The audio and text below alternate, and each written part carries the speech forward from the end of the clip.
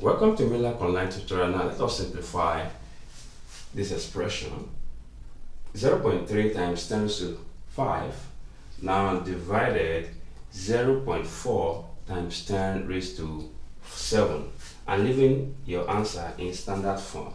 Alright, if you're new to my channel, please like, share, and don't fail to subscribe. Okay? Alright, now to give you a better perspective of what this question is saying, let's assume we have a times b raised to n. Okay, now divided by, let's say, x times b raised to n. Okay, now this is same thing as saying also that a b raised to n all over x b raised to what? N. Okay, and according to indices, now take note that we have the same b's here, b and b. This can also be written as a all over x, right?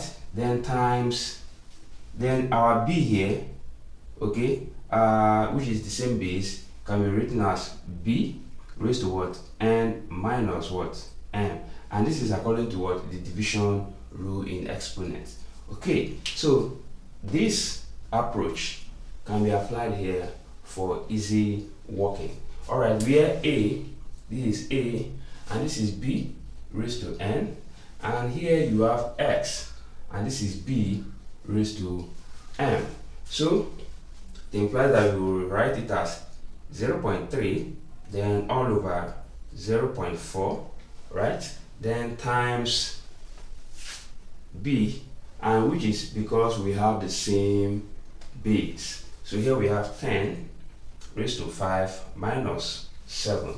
Okay, and 0.3 divided by 4. This is just synonymous to saying 3 divided by 4, and that should be 0.75. So here you have 0.75, then times 10. Now 5 take away 7, that will give us negative 2. Okay, so for us to put this in standard form, all we just need to do is move this decimal 1 to this point. Okay, so here we have 7.5. Now since here you have 1 to the right, so that is an that will be minus 1. So it means that we have to minus 1 here, so that will give us times 10 raised to negative 3. Final answer. Thank you and remain blessed. Bye bye.